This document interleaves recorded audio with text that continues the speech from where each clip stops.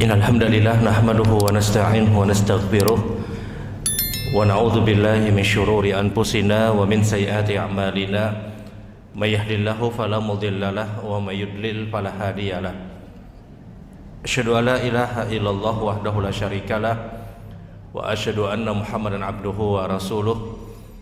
Allahumma shalli ala Muhammad wa ala ali Muhammad kama shallaita ala Ibrahim wa ala ali Ibrahim innaka Hamidum Majid. Allahumma barik ala Muhammad wa ala ali Muhammad kama barakta ala Ibrahim wa ala ali Ibrahim innaka Hamidum Majid. Ibu-ibu yang dirahmati Allah, alhamdulillah mari sama-sama kita bersyukur kepada Allah Subhanahu wa taala. Walillahil hamd, segala puji hanya senantiasa milik Allah. Tentunya kita bersyukur kita terus berada dalam kesempatan untuk menjalankan ibadah, duduk hadir pada majelis ilmu, dan tentunya ini salah satu nikmat yang tidak semua hamba-hamba Allah mendapatkan yang hari ini kita dapatkan. Dan sesungguhnya seseorang yang diberikan petunjuk hidayah untuk menjalankan ketaatan kepada Allah adalah seseorang yang benar-benar mendapatkan keberuntungan baik pada kehidupan dunia ataupun pada kehidupan akhirat. Ibu-ibu yang dirahmati Allah, pagi hari ini kita akan bersama dengan beberapa sunnah, beberapa anjuran perintah Nabi Sallallahu Alaihi Wasallam. Yang sunnah atau anjuran ini adalah sunnah yang mendatangkan pahala ibadah umroh yang sempurna. Karena kita tahu bahwasanya seyogianya jadwal pada kesempatan pagi hari ini adalah Ustadz Haji Masudi HS. Berhubung beliau melaksanakan ibadah umroh supaya dapat pahala umroh juga,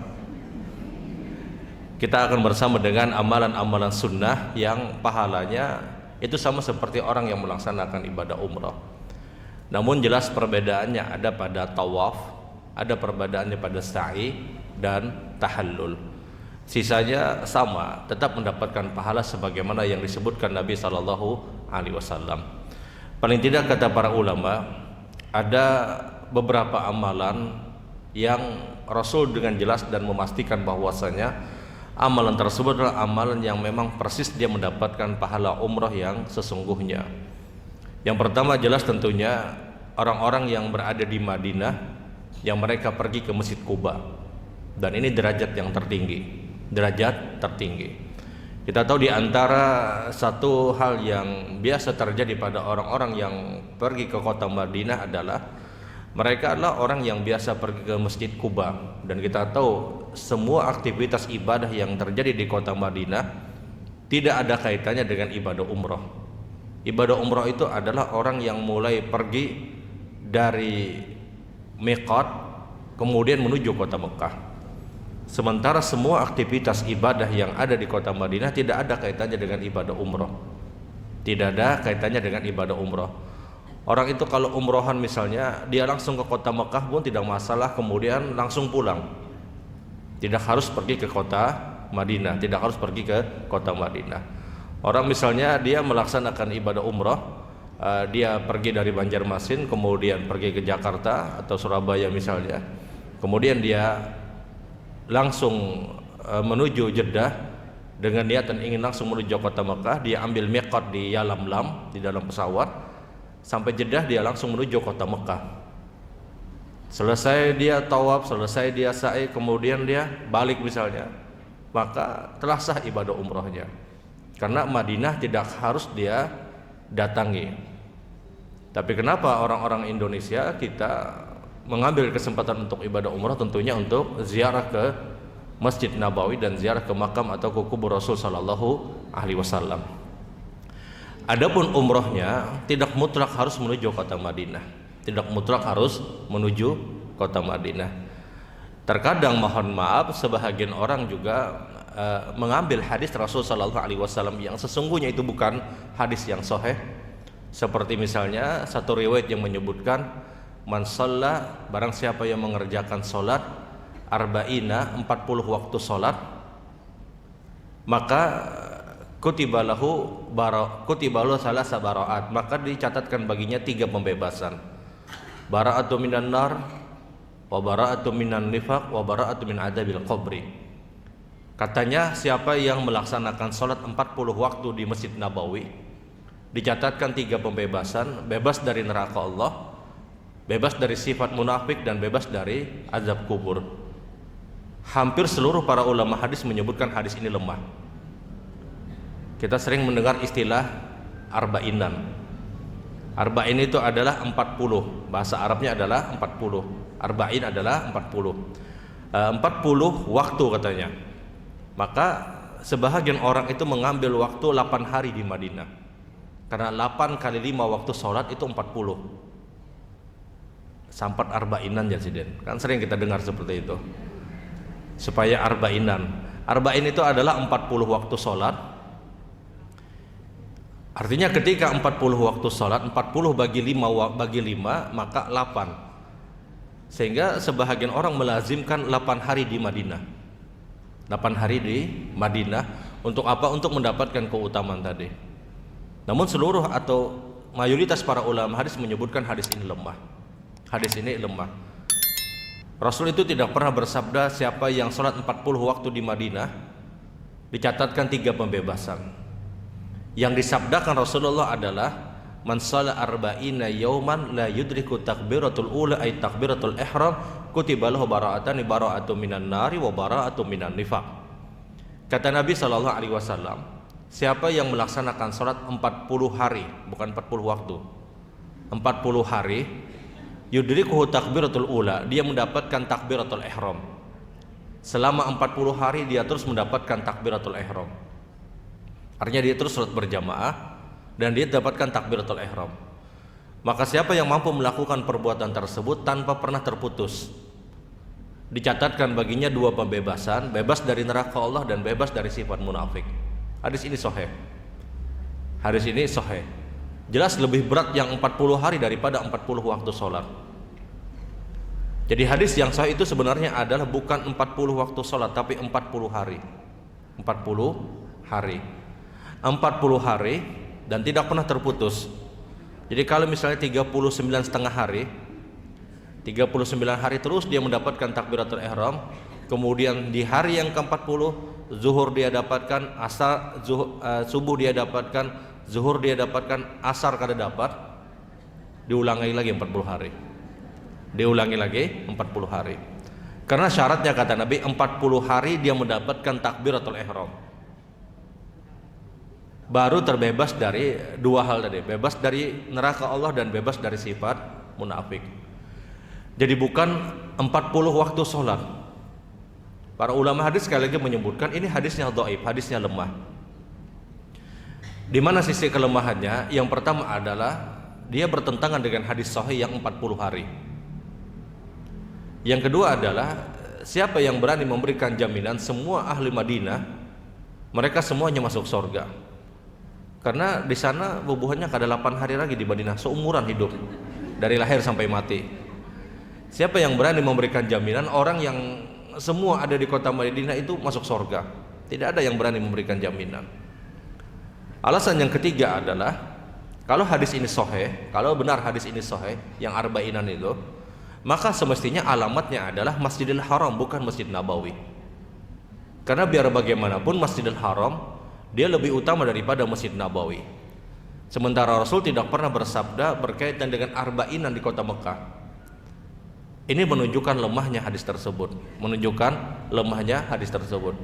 Kalau benar arbainan itu sahih, 40 waktu itu sahih, maka semestinya alamatnya bukan Masjid Nabawi tapi harus Masjidil Haram. Karena Masjidil Haram itu lebih utama dibandingkan Masjid Nabawi. Yang orang sholat di dalam Masjidil Haram itu dicatatkan seperti sholat 100.000 dibandingkan sholat di tempat yang lain. Sementara Nabawi itu 1000 kali lipat. Bagaimana mungkin yang 1000 kali lipat itu mengalahkan yang 100.000 kali lipat? Maka kalau sebenarnya hadis itu sahih, dia alamatnya harus pada Masjidil Haram, bukan Masjid Nabawi. Nah sayangnya mohon maaf sebahagian orang mengambil riwayat ini dan pelaku bisnis travel itu biasa memanfaatkan. Kenapa? Karena biasanya harga hotel di Madinah itu lebih murah daripada di Mekah. Pian nang di sini aja arbainan. Di Mekahnya 8 hari, mohon maaf di Madinahnya 8 hari, di Mekahnya 4 hari aja. 8 hari di Madinah dengan 4 hari di Mekah, harga hotel di Mekah itu lebih mahal daripada di Madinah. Ya harap boboan travel nih boy. Dia ambil hadis yang lemah ini dia jual arbainan pian. Ulun jadi sampaikan seperti ini karena ulun tidak ada keterkaitan dengan travel manapun. Ulun free, ulun bebas. Terkadang hadis ini digunakan oleh sebahagian orang untuk apa? Untuk dia ambil kemudian dijual. Nah, nyaman pian arbainan di Madinah aja. Padahal mengincar harga hotel di Madinah lebih murah daripada di Mekah. Jamah nangkara tahun ini iya aja. Oh iya aja. Arbainan kita aja sedih. Hadis yang dhaif kata para ulama. Yang sahih itu adalah arba'ina yauma, 40 hari, bukan 40 waktu. Bukan 40 waktu. Sekali lagi kalau itu sahih, semestinya tidak boleh di Madinah, tapi harus alamatnya di Masjidil Haram. Karena sekali lagi Masjidil Haram dia lebih utama daripada Masjid Nabawi. Bahkan dia adalah bangunan pertama yang terbangun di muka bumi. Sebagaimana hadis dari Abi Dzar radhiyallahu taalaan ketika bertanya kepada Rasulullah, "Ya Rasulullah, bangunan apa yang pertama terbangun di muka bumi ini?" Yang pertama terbangun apa itu ya Rasulullah? Kata Nabi, "Baitillah Ka'bah." Ka'bah itu bangunan pertama yang terbangun di muka bumi. Ka'bah kata Nabi adalah bangunan pertama yang terbangun di muka bumi, dan ini menunjukkan apa? Menunjukkan keutamaannya. Baik ibu-ibu yang dirahmati Allah. Jadi di antara pahala ibadah umroh yang sempurna itu adalah orang yang pergi ke Kuba. Orang yang pergi ke Kuba. Kata Nabi SAW, di antara masjid-masjid yang punya keistimewaan selain Masjidil Haram, Masjid Nabawi dan Masjidil Aqsa adalah Masjid Kuba. Masjid Kuba ini adalah awal pertama masjid yang dibangun oleh Nabi SAW. Sebelum Nabi sampai ke Madinah, Nabi singgah dulu ke Kuba. Dahulu di zaman Rasul SAW, kota Madinah itu adalah yang hari ini kita lihat di sekitaran di dalam halaman Masjid Nabawi, itulah kota Madinah. Sementara Masjid Nabawi adalah Raudhah yang hari ini kita lihat, yang kubah hijau itu. Yang kubah hijau ini pun sebenarnya tidak pernah di zaman Nabi itu dari awal tidak warna hijau, tidak. Bahkan tidak ada warnanya. Kemudian dicat, kemudian dirubah lagi, kemudian dicat lagi, dirubah lagi, sampai akhirnya warna hijau yang ditetapkan. Di zaman dulu Madinah adalah yang hari ini kita lihat areal dalam halaman Masjid Nabawi. Itu Madinah di zaman dulu. Kota Madinah dulu adalah hanya halaman Nabawi yang hari ini kita lihat. Jadi bukan kota yang besar. Sementara Masjid Nabawi adalah Raudhah yang hari ini kita dapatkan. Nah, sebelum Nabi masuk ke kota Madinah, sebelum masuk ke areal itu, Nabi singgah dulu ke tempat yang namanya Kuba. Sehingga Kuba di zaman Nabi SAW itu di luar dari areal Madinah, di luar dari kota Madinah. Dulu Kuba bukan masuk areal Madinah, sekarang sudah masuk areal Madinah.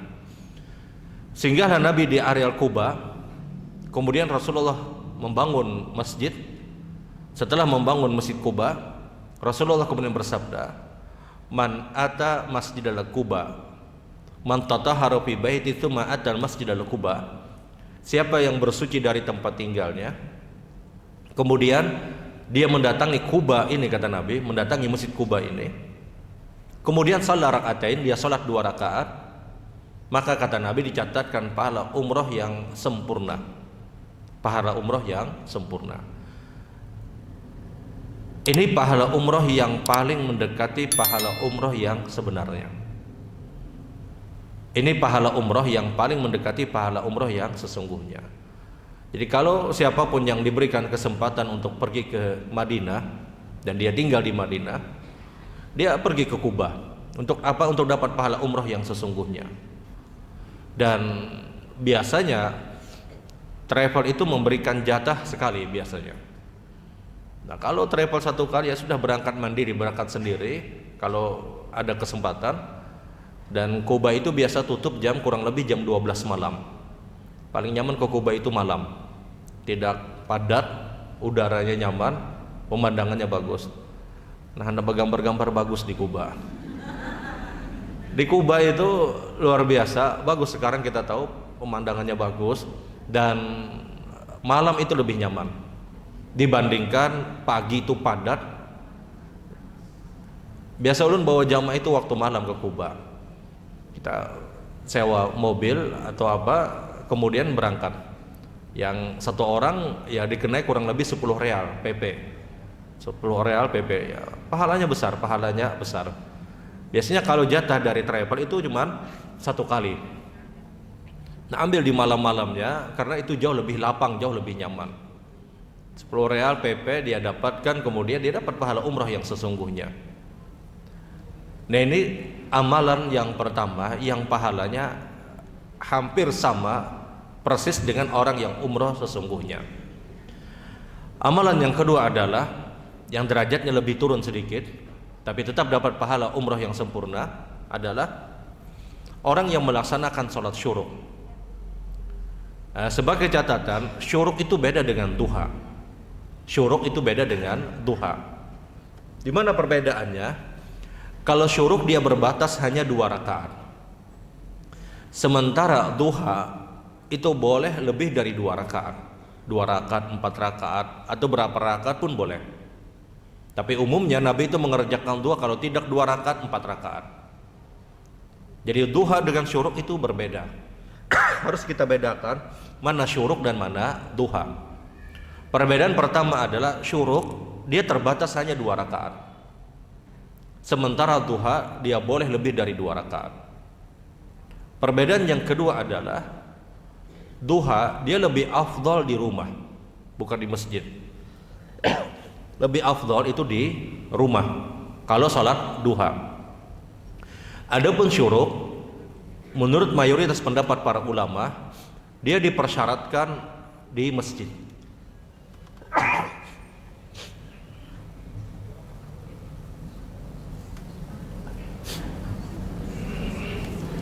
Dia dipersyaratkan di masjid kalau syuruk. Adapun kalau duha dia lebih afdal untuk dikerjakan di rumah. Nah, ini perbedaan yang kedua. Syuruk itu diharapkan di masjid atau di musola atau di rumah dari rumah-rumah Allah. Sementara duha dia lebih afdal untuk dilakukan di rumah. Jadi ini perbedaan yang kedua. Ada perbedaan antara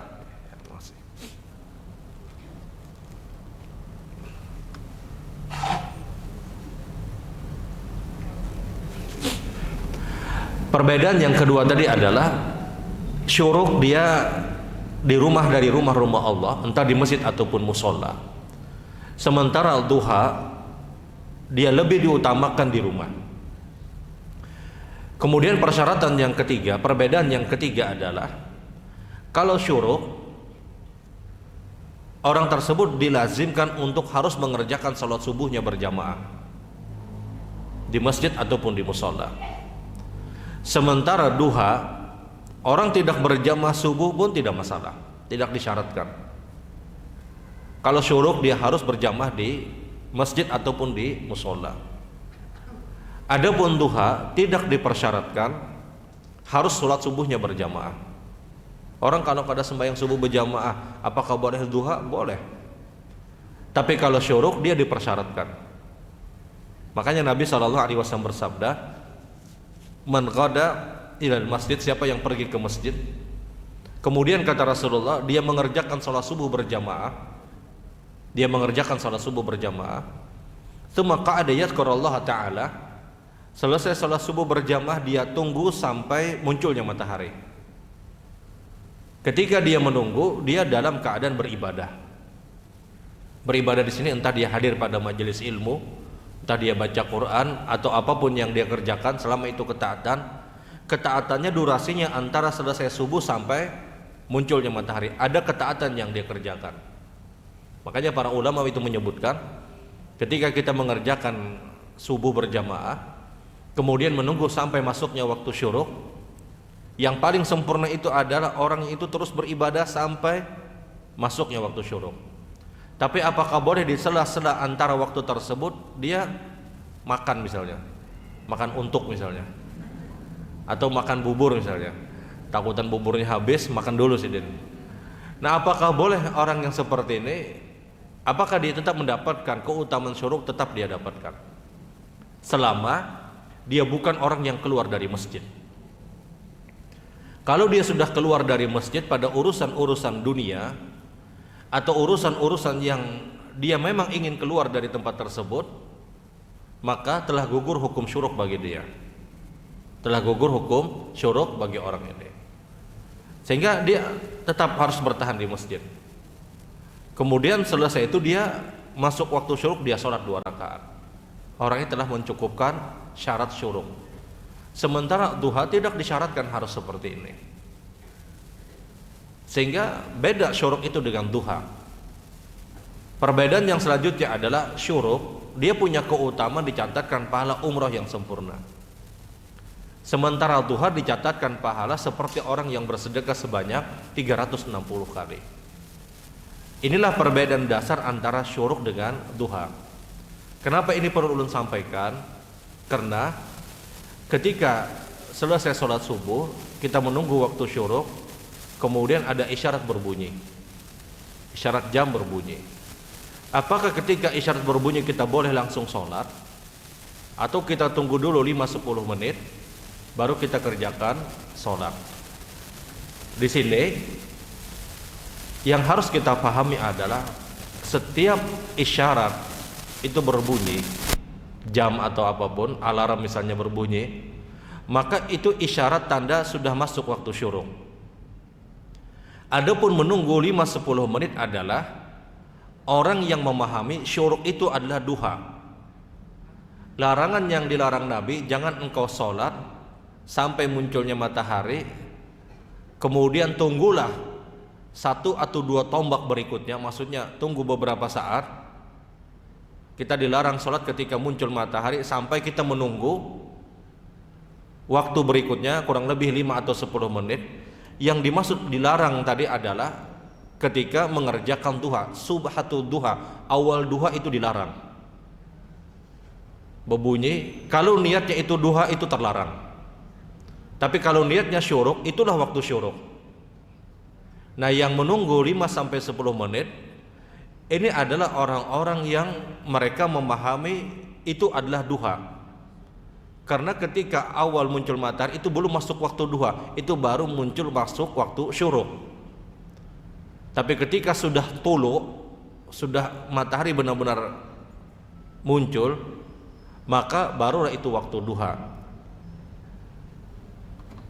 Jadi kalau alarm berbunyi, apakah kita boleh syuruk? Kalau niatnya syuruk boleh, karena itu masuk waktu syuruk.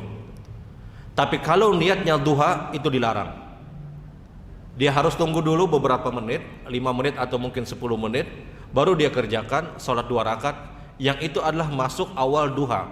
Nah, di sini perbedaannya.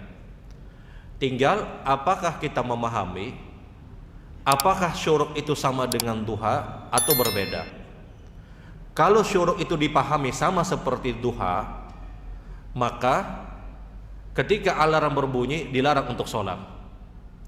Tapi kalau dipahami syuruk itu berbeda dengan duha, alarm berbunyi dia sholat tidak masalah, karena dia memahami itu sholat syuruk bukan sholat duha. Yang dilarang itu adalah sholat duha di waktu syuruk, karena itu belum masuk waktu duha. Karena bunyi isyarat tersebut itu menunjukkan sudah terjadi syuruk. Syuruk itu adalah awal munculnya matahari. Awal munculnya matahari, awal baru muncul. Nah, apakah boleh sholat? Kalau niatnya syuruk boleh. Tapi kalau niatnya duha belum diperbolehkan. Maka ada orang yang menunggu 5 menit, 10 menit misalnya. Kenapa dia tunggu? Karena ini dilarang. Benar dilarang kalau itu niatnya duha, karena itu belum masuk waktu duha. Tapi kalau dia langsung sholat, niatnya syuruk, maka tidak dipermasalahkan. Apa faedahnya? Berbunyi itu apa manfaatnya? Kalau tidak memberikan isyarat ini masuk waktu syuruk. Kan ada alarm berbunyi. Gasan apa? Dibunyikan orang. Kalau tidak memberikan isyarat, ini masuk waktu syuruk. Berbunyi alarm tersebut, ini isyarat masuk waktu syuruk. Tapi kalau syuruk itu dikatakan duha, maka dia dilarang mengerjakan di waktu itu. Makanya di awal tadi sampaikan, syuruk itu berbeda dengan duha. Karena sebagian ulama menyebutkan, sebagian orang menyebutkan syuruk itu ya duha. Kalau pemahamannya seperti ini, maka berbunyi tidak boleh sholat dulu. Dia tunggu dulu 5 menit baru dia kerjakan sholat. Tapi kalau pemahamannya syuruk itu berbeda dengan duha, isyarat berbunyi kemudian dia sholat, maka tidak dipermasalahkan. Dan fakta hukum menyebutkan bahwasanya syuruk itu berbeda dengan duha. Berbeda sekali lagi rakaatnya, berbeda keutamaannya, berbeda dengan caranya, berbeda tempatnya yang paling afdol. Ini perbedaan mendasar antara syuruk dengan duha. Jadi kenapa ini perlu disampaikan? Agar kalau ada orang yang berbunyi langsung sembahyang, jangan tapi ditagur. Belum masuk lagi Jasidin. Belum masuk benar ketika diniatkan itu awal duha.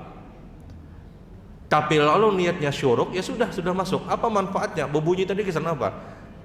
Apa manfaat dibunyikan alarm tersebut? Isyarat untuk menyampaikan ini masuk waktu syuruk.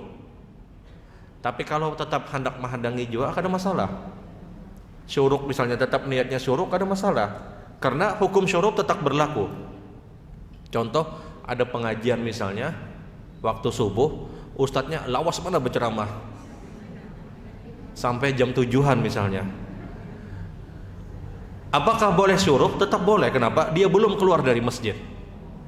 Dia belum keluar dari masjid. Ya ada jonang ustaz nang paham benar. Pengajian subuh lawas benar. Pian jangankan pian nang mendengarkan nang sama-sama ustaz pian nang mendengarkan anu juga. Karena ada orang yang mungkin banyak bahan sidin. Dia kasih kajian sampai waktu yang sangat lama.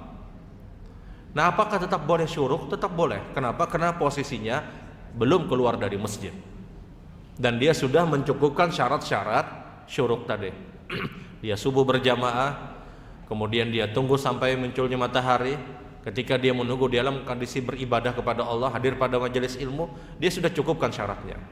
Dia sudah mencukupkan syarat. Jadi sekali lagi, kalau orang itu mendengar ada isyarat berbunyi, kemudian dia langsung sholat, apakah boleh? Boleh. Selama dia memahami itu waktu syuruk. Selama dia memahami dia ingin mengerjakan sholat syuruk. Tapi kalau ingin tunggu misalnya 5 menit, apakah boleh? Boleh. Tapi kalau ada saudara kita berbunyi kemudian dia langsung sholat, ya tidak perlu untuk ditegur. Kenapa? Rasulullah pun pernah melakukan perbuatan ini. Nabi itu, kita tahu di zaman dulu itu tidak ada jam. Rasulullah selesai sholat subuh, boleh biasa baca zikir pagi. Selesai beliau membaca zikir pagi, Nabi keluar melihat kondisi di langit. Oh, ternyata sudah awal muncul matahari atau waktu syuruk. Rasulullah kemudian balik kemudian sholat. Ini dalil kata para ulama, Nabi langsung sholat ketika awal munculnya matahari atau yang dikenal dengan syuruk. Di zaman dulu kita tahu tidak ada jam, maka pada saat tidak ada jam, ya sudah Rasulullah mengira-ngira ini sudah masuk atau belum. Ketika Nabi di waktu itu ragu, Nabi keluar. Beliau lihat keadaan langit, ternyata sudah ada perubahan, maksudnya sudah muncul matahari, sudah syuruk. Nabi balik kemudian langsung sholat. Ini dalil kata para ulama, Nabi SAW mengerjakan sholat syuruk tepat pada saat matahari itu baru muncul. Sehingga tidak bisa disalahkan ada saudara kita dia langsung sholat, dia kerjakan syuruk, ya sudah dia ambil perbuatan Rasul dan dia memahami bahwasanya syuruk itu berbeda dengan duha. Tapi kalau ada orang yang tetap menunggu, silahkan. Karena ada mungkin sebahagian orang, aku menunggu ijazah gini saja. Ya terserah, bebas. Yang tidak diharapkan adalah saling menyalahkan. Ya, kawannya sembahyang nang lain kada sembahyang misalnya. Akhirnya apa? Terjadi perdebatan dan perselisihan. Ini masing-masing mereka punya keyakinan. Orang yang menunggu mereka memahami bahwasanya dilarang untuk sholat. Silahkan dengan pemahaman tersebut, namun ketahuilah pemahaman ini adalah berkaitan dengan waktu duha. Larangan itu berkaitan dengan sholat awal duha, subhatu duha, awal duha. Adapun orang yang langsung sholat, dia mengerjakan sholat syuruk. Dan siapapun yang mengerjakan perbuatan ini, kata Nabi, dicatatkan ka'umratit tamatin, dicatatkan pahala umroh yang sempurna, kata Nabi. 3 kali Nabi menyebutkan kalimat tadi, sempurna, kata Rasulullah. Kemudian di antara amalan yang lain yang pahalanya seperti umroh yang sempurna adalah yang hari ini sama-sama kita lakukan, yaitu duduk hadir pada majelis ilmu di rumah dari rumah-rumah Allah. Nabi SAW bersabda, man ghada ilal masjid la yuridu bi ilal khair yata'allama minhu aw yu'allimah falaysa lahul jazaa illa kal haji tama. Siapapun yang datang ke rumah dari rumah-rumah Allah, tidak ada niatan yang lain, kata Nabi, kecuali dia berharap kebaikan. Kebaikan yang dimaksud dia ingin mempelajari Al-Quran dan Sunnah, maka tidak ada balasan yang pantas kecuali dicatatkan pahala ibadah umroh sempurna. Dalam riwayat yang lain, umroh dan haji sempurna. Syaratnya pengajiannya di masjid atau di rumah dari rumah-rumah Allah, masjid ataupun musola. Syarat yang kedua, jelas dia harus ikhlas. Yang ketiga yang dipelajari adalah Al-Quran dan sunnah-sunnah Rasul. 3 hal ini dia dapat pahala sebagaimana yang disebutkan Rasul SAW. Maka yang paling afdal sesungguhnya pengajian itu di masjid ataupun di musola. Ini yang paling afdal. Ada pengajian di tempat yang gedung mewah misalnya, dengan ada pengajian di musola yang sangat sederhana. Pahala pengajian di musola yang sangat sederhana itu lebih utama. Karena biar bagaimanapun rumah Allah itu pasti lebih utama dibandingkan rumah-rumah yang lain. Rumah Allah ini, masjid ataupun musola, satu tempat yang kita mudah untuk mendapatkan aliran doa dari para malaikat. Kita masuk masjid, masuk musola, itu dapat doa dari para malaikat, ampuni fulan, rahmati fulan. Tapi kalau kita masuk rumah kita, belum tentu dapat doa dari malaikat. Kita masuk ke musola itu dapat aliran doa, tapi ketika kita masuk ke rumah kita, masuk ke sebuah istana, ke gedung yang mewah, atau ke hotel bintang 5 misalnya, belum tentu dapat doa dari para malaikat. Masjid ataupun musola ini tempat terbaik. Maka semua apapun yang terjadi di masjid ataupun di musola adalah sesuatu yang sangat baik, seperti misalnya hadir pada majelis ilmu. Makanya pahalanya itu dibedakan. Kalau pengajiannya terjadi di luar dari masjid, di luar dari rumah-rumah Allah, maka dia dapat keutamaan secara umum, diberikan ketenangan, kemudian juga dicurahkan rahmat Allah Subhanahu wa taala. Ini di antara keutamaannya. Tapi kalau pengajiannya tersebut di masjid ataupun di musola, di rumah Allah, dicatatkan pahala seperti umrah dan haji sempurna, dan itu tidak didapatkan kecuali kita datang. Beda pengajian, mendengarkan pengajian berabah di tilam, dibuka sidin YouTube, dengan orang yang datang ke musola, datang ke masjid, jelas itu pahalanya beda. Walaupun yang dibuka sidin tadi misalnya YouTube, pengajiannya di masjid juga, ini jelas berbeda. Orang yang datang jelas dia dapat pahala. Makanya kata Rasulullah, man ghada ilal masjid, siapa yang pergi ke masjid. Rasulullah tidak pernah sebutkan siapa yang tulak keranjang, ada. Siapa yang pergi ke masjid, kata Nabi, kemudian dia hadir pada majelis ilmu, beda pahalanya. Mohon maaf, orang dengar radio di rumah, kemudian orang datang ke masjid, datang ke musola.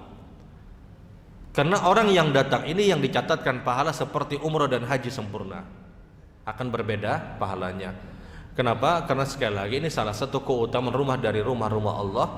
Dan di antara keutamanya adalah duduk hadir pada majelis ilmu, dicatatkan pahala umrah dan haji sempurna, kata Rasul sallallahu alaihi wasallam. Baik ibu-ibu yang dirahmati Allah, ini di antara amalan-amalan yang mendatangkan pahala umrah yang sempurna sebagaimana yang disabdakan Rasul sallallahu alaihi wasallam. Dari sini kalau ada hal yang perlu untuk kita perbincangkan, baik dari apa yang disampaikan atau mungkin ada hal-hal yang dianggap dirasa perlu, waktunya ulun persilahkan. Ada pertanyaan? Assalamualaikum warahmatullahi wabarakatuh. Assalamualaikum. Pak Ustadz, saya mau penjelasan dari Pak Ustadz mengenai sahabat Rasulullah yang utama itu 4 orang, Abu Bakar, Umar, Utsman, Ali. Apakah mereka itu lebih tinggi atau lebih rendah derajat daripada para sahabat? Karena pada saat ini masyarakat kita mengelulukan para habaib aja, tidak pernah saya dengar yang mengelulukan para sahabat yang 4 itu. Yang kemudian kedua, mereka sering mencari berkah, keliling-keliling mencari berkah. Yang saya tanyakan, di masjid berkah itu adanya? Wah, itu jelas ada Pak Ustaz. Assalamualaikum warahmatullahi wabarakatuh. Waalaikumsalam warahmatullahi wabarakatuh. Assalamualaikum warahmatullahi wabarakatuh. Waalaikumsalam. Terima kasih atas kesempatan yang diberikan. Pertanyaan pribadi dulu. Pada saat berakhirnya haid itu misalnya pada waktu sebelum subuh itu kita periksa itu masih ada bercak-bercak. Nah kemudian itu dianggap, apakah itu tetap dianggap darah haid atau boleh kita mandi hadas besar.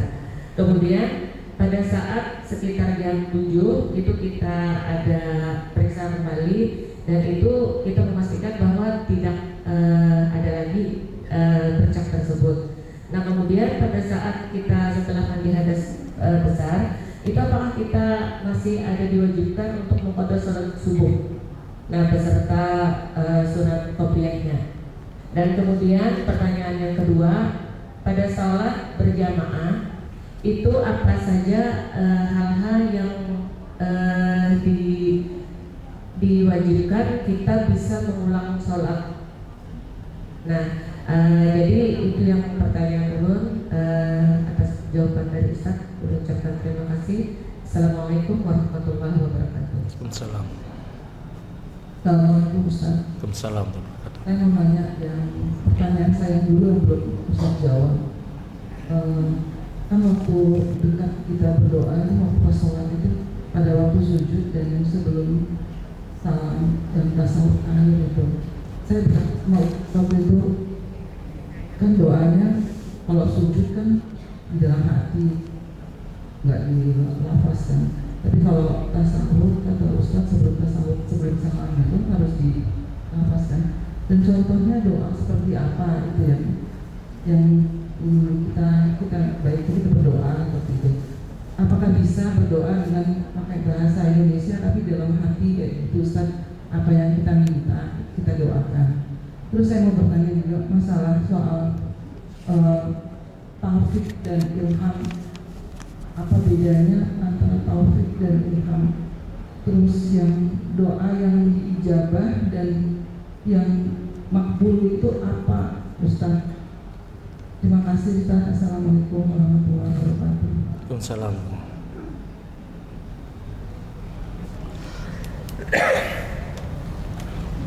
Cukupkah? Cukupin dulu, jangan tapi dicangangi, cukup. Adakah? Dicangangi bisa jadi karena ada, silahkan.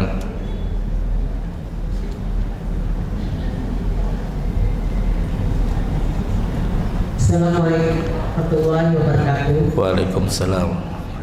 Pertanyaan ulun ini di luar tema Ustaz. Ya silahkan.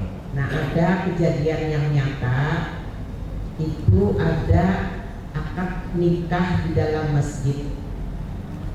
Ternyata tamunya itu ada non muslim, masuklah dia ke dalam masjid. Nah bagaimanakah hukumnya? Maka si tamu itu taklim, artinya kayak tidak menghormati masjid lah. Nah jadi bagaimanakah tindakan kita yang sebagusnya supaya jangan berulang lagi. Terima kasih. Assalamualaikum warahmatullahi wabarakatuh. Waalaikumsalam. Ya baik. Yang pertama mungkin berkaitan dengan ada lagi. Ya, silakan. Sebutin lagi Ustaz. Ya silakan. Warahmatullahi wabarakatuh. Waalaikumsalam. Aku memastikan aja. Jadi kalau misalnya syarat sholat syuruk itu adalah berjamaah di masjid atau musola dan sebagainya. Jadi kalau misalnya niat yang selalu sembahyang subuh di rumah, berarti ada kesempatan untuk sholat syuruk lengkap, kecuali ingat suatu saat karena sembahyangnya di rumah-rumah Allah, ya itulah. Itu aja, makasih Ustaz. Ya. Ya, baik. Sudahlah. Nah, cukup. Yang pertama tentang sahabat Nabi Shallallahu Alaihi Wasallam, Abu Bakar, Umar, Utsman dan Ali. Ini 4 orang terbaik setelah para nabi.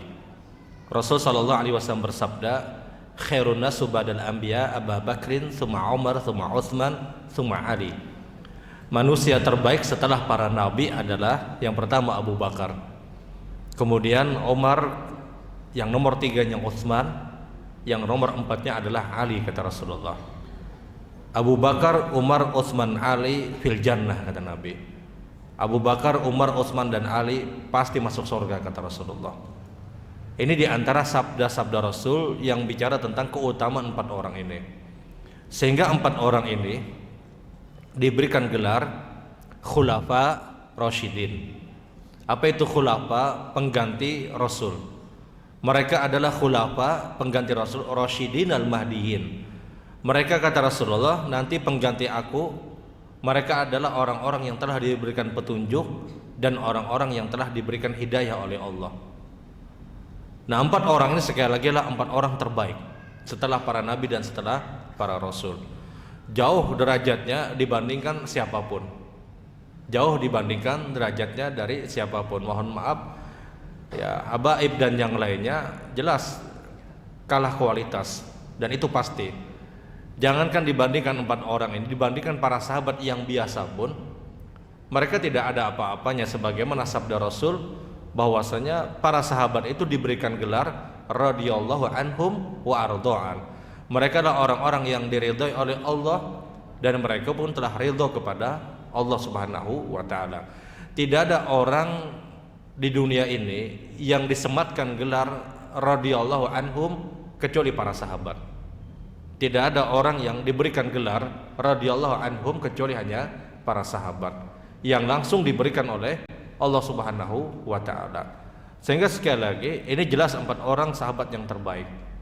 4 orang yang paling utama yang jelas disabdakan Rasul sallallahu alaihi wasallam. Siapapun yang mengotak-ngatik urutan ini, maka dia telah berkhianat dengan Rasul sallallahu alaihi wasallam. Misalnya ditempatkan fulan lebih utama daripada Ali misalnya, atau lebih utama daripada Utsman misalnya, maka orang ini telah berkhianat dengan sabda Rasul sallallahu alaihi wasallam. Nah, berkaitan dengan keberkahan, apakah 4 orang ini ada berkahnya atau tidak? Yang mempunyai keberkahan itu hanya Rasul sallallahu alaihi wasallam. Hanya Rasul sallallahu alaihi wasallam. Tapi mendoakan atau meminta doa kepada orang-orang tersebut, apakah boleh? Boleh. Tapi untuk mengatakan dapat berkah, tidak. Keberkahan itu hanya milik Rasul sallallahu alaihi wasallam. Setelah Rasulullah meninggal dunia, sahabat itu tidak pernah meminta berkah kepada Abu Bakar. Padahal Abu Bakar adalah orang terbaik setelah para rasul. Karena sama kata Nabi, kalian itu sama kata Rasulullah. La farqa bainal a'rabi wal a'jam illa bitaqwallah.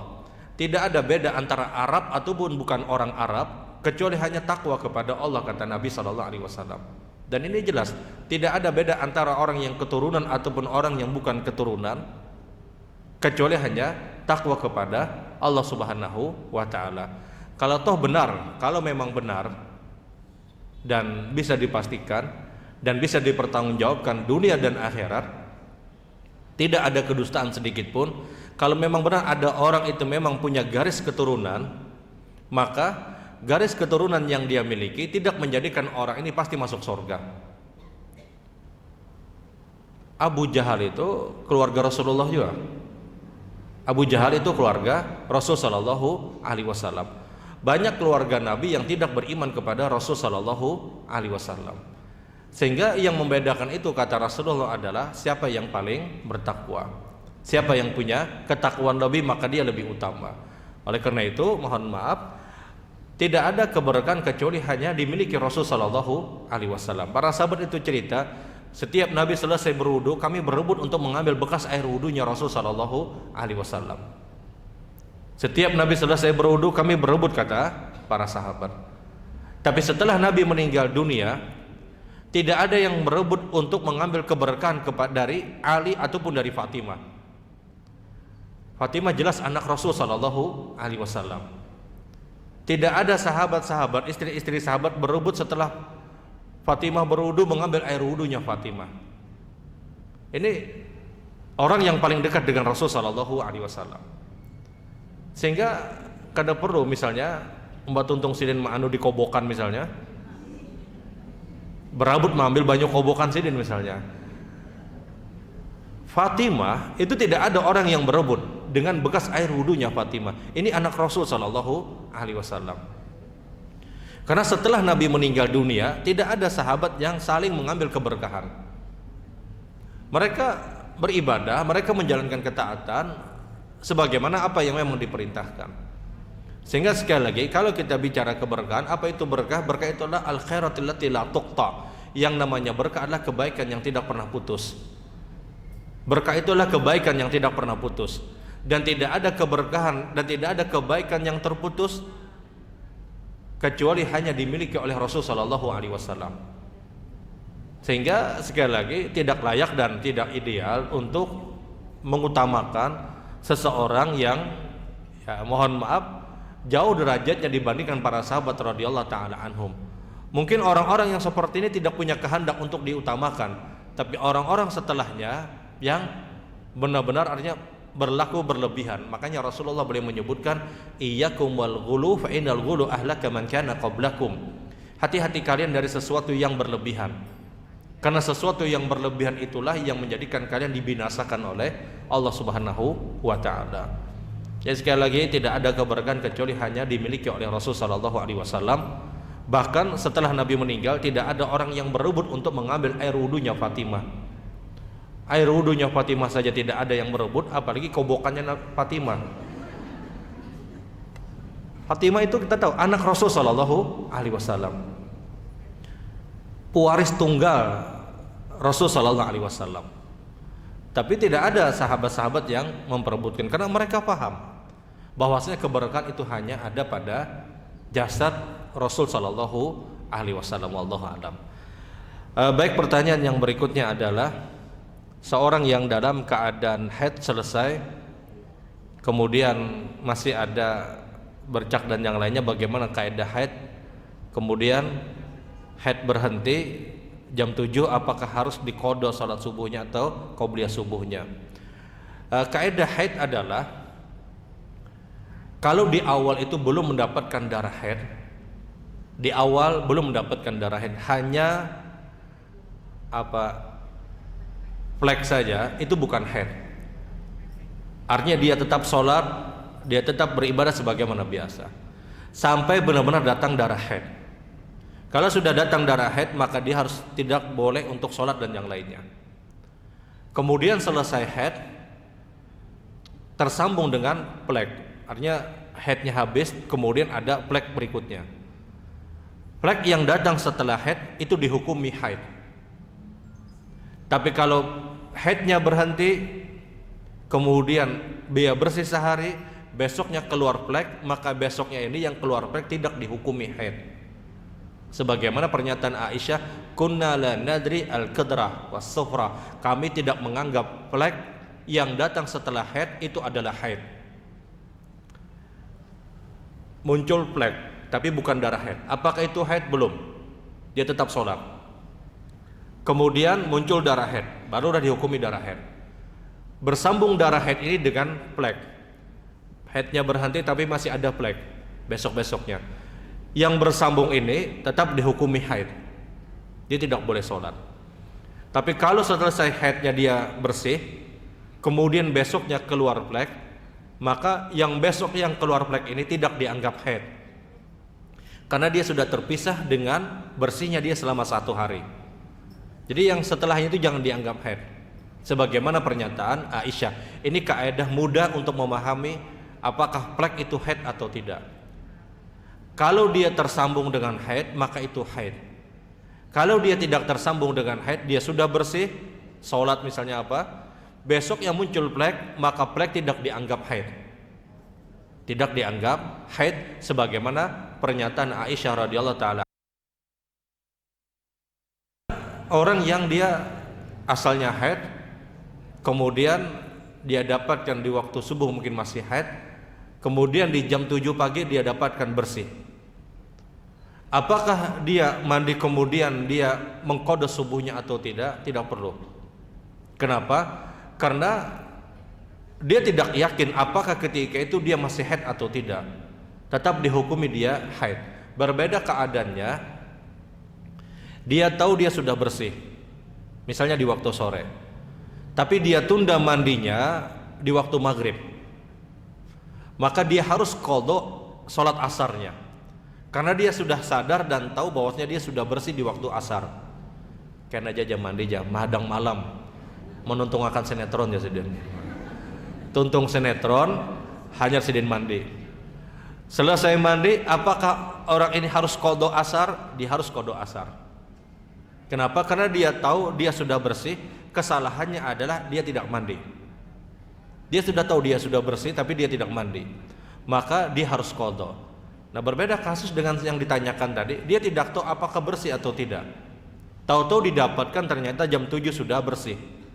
Nah, apakah qadha subuh? Tidak. Kenapa? Tidak tahu apakah di waktu subuh itu masih haid atau tidak. Ketidaktahuan ini menjadikan tidak dibebankan untuk mengqadha salat qabliyah subuh ataupun salat subuh. Tapi kalau dia sudah tahu kemudian dia tunda, maka dia harus mengqadhanya. Dia harus mengqadha salat tersebut. Jadi ini yang harus dipahami.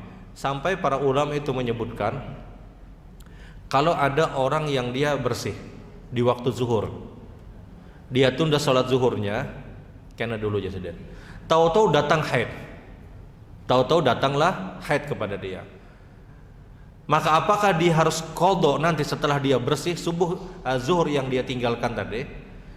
Sebahagian besar ulama menyebutkan dia qadha.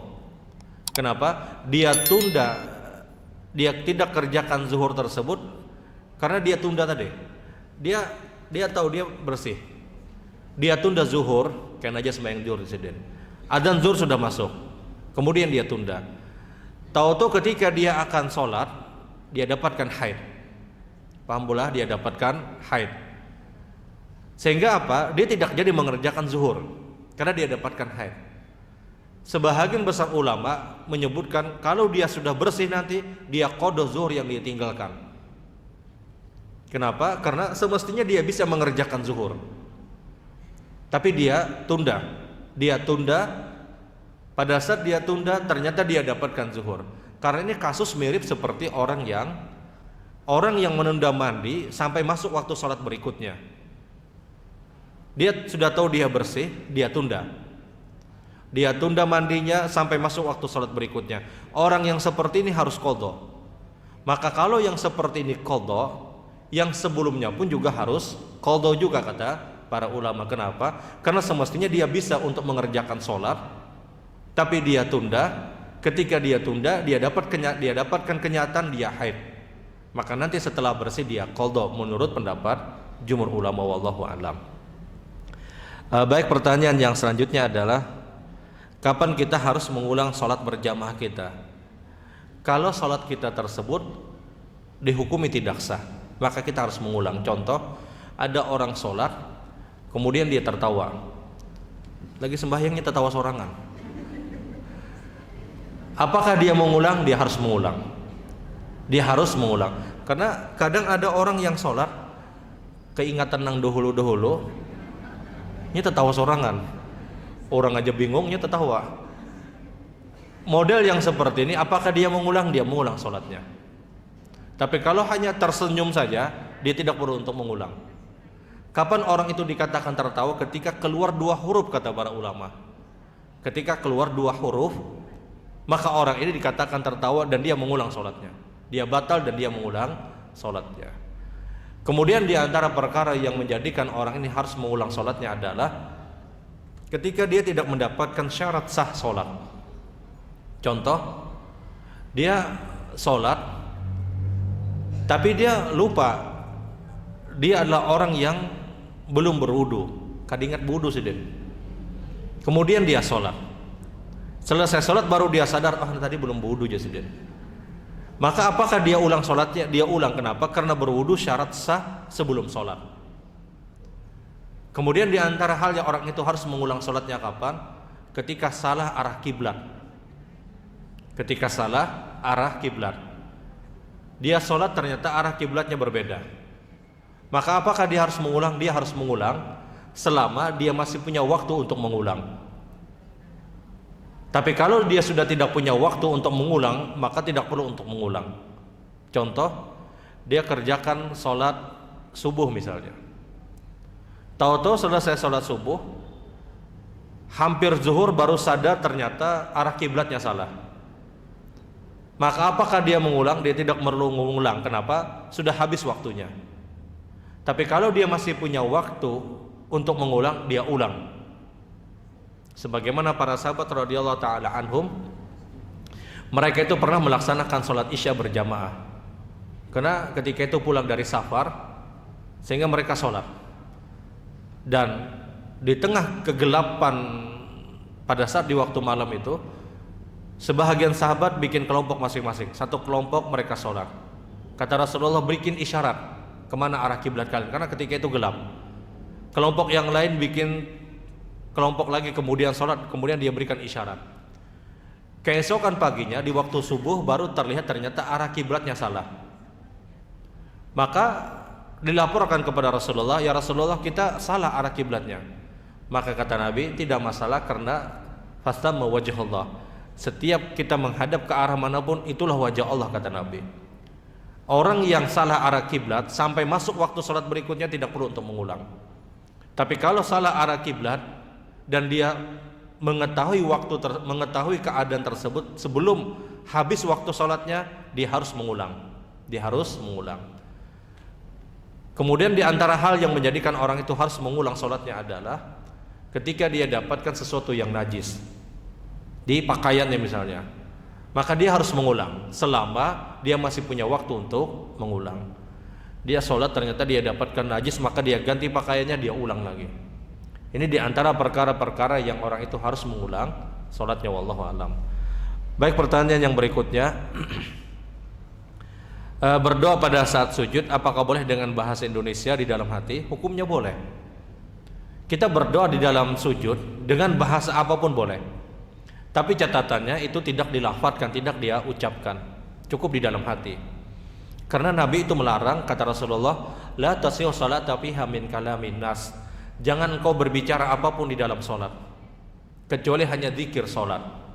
Dan doa itu bukan bagian dari zikir sholat, sehingga dia doa cukup dalam hati.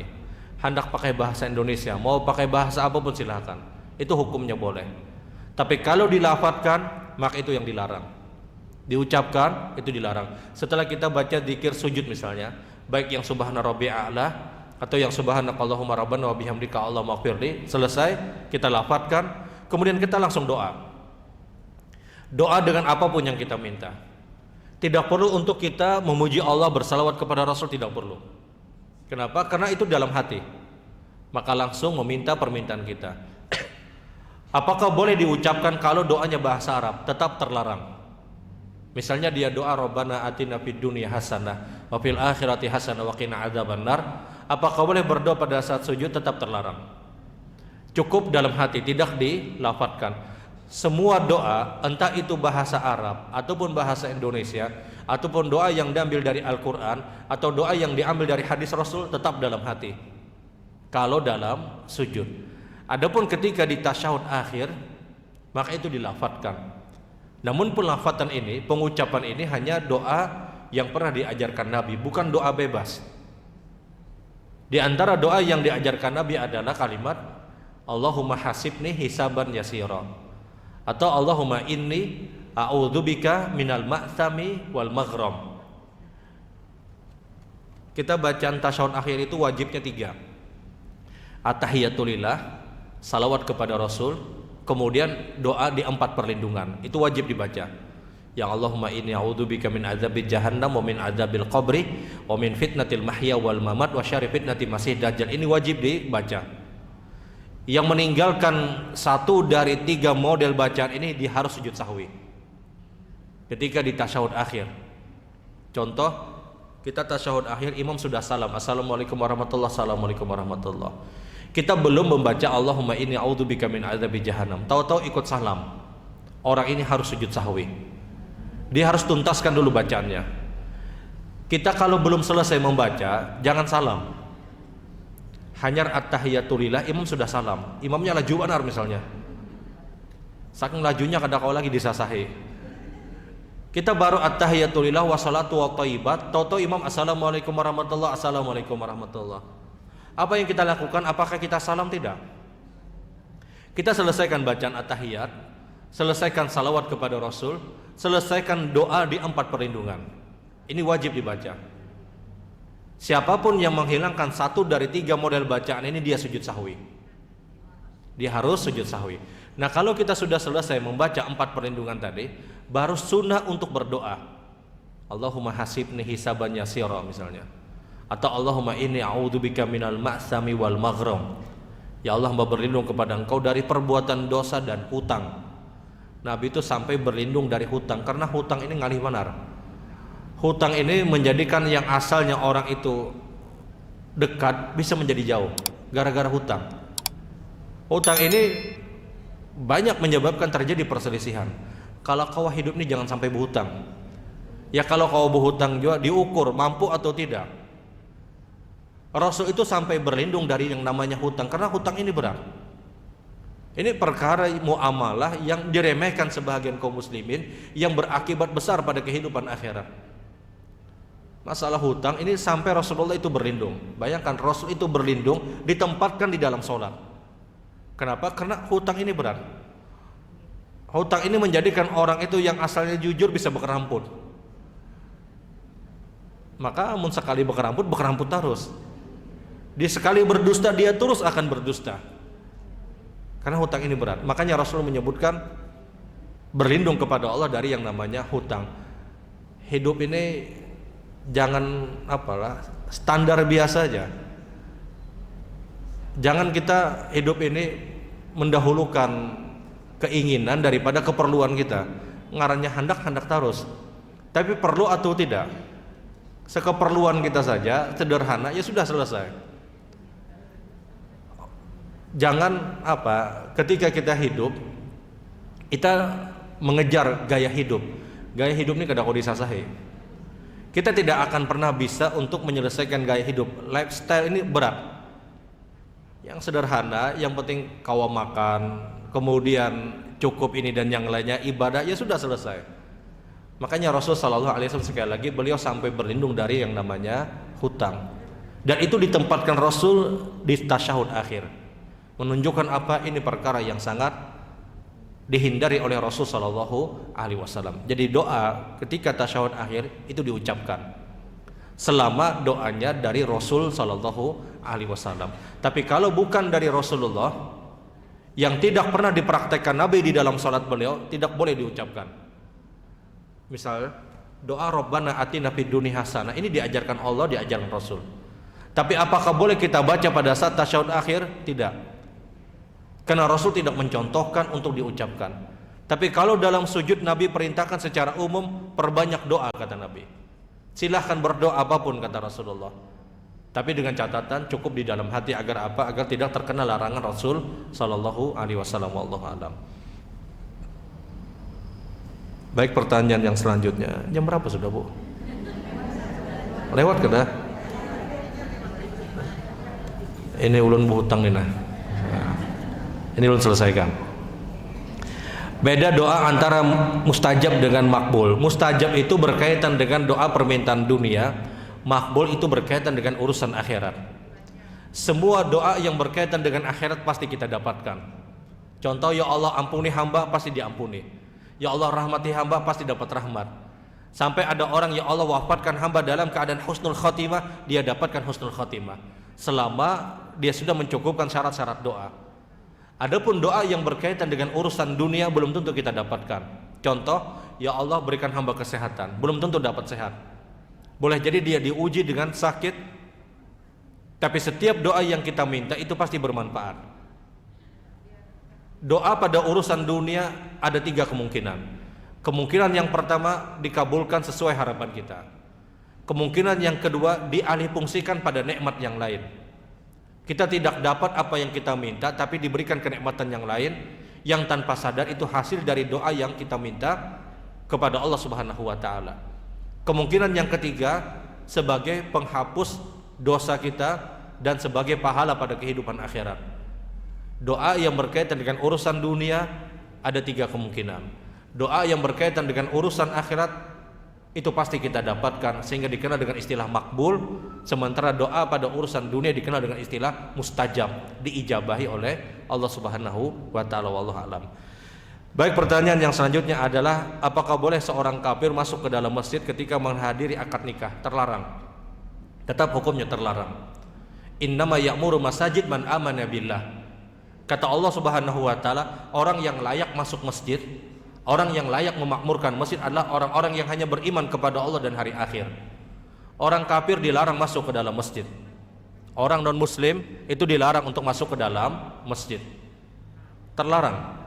Karena yang layak dan pantas masuk masjid itu kata Allah, yang memakmurkan masjid hanya seorang mukmin yang beriman kepada Allah dan beriman kepada hari akhir. Kalau hendak mengundang orang kafir, jangan masuk ke dalam masjid. Jangan masuk ke dalam masjid, di luar aja. Di luar itu pun mutlak kalau perempuan dia harus menggunakan pakaian yang baik. Kalau dia masuk ke dalam masjid maka ini terlarang. Orang kafirnya kada berdosa, dalam artinya kada tahu urusan. Orang mukmin, orang muslim, dia yang harus menjaga. Si pengundang ini yang harus paham bahwa oh ini terlarang. Dia harus beritahu, dia harus sampaikan. Orang kafirnya kada tahu urusan, hanya masuk-masuk aja. Dikiranya masjid mungkin kayak gedung aja. Ya sudah dia masuk. Ya, jelas dia tidak tahu urusan seperti ini.